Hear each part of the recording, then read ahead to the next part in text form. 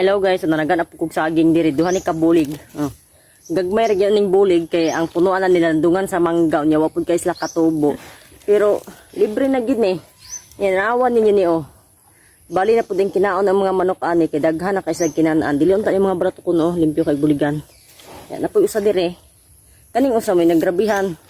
Kay sa usa ka bulig, duha na lang kasipig kapin ang bilin. Kay perti na yung pagkabangag. Wa gyud tay mahimuan ni kay mga manok mukaon magid hasta ang langgam so bahin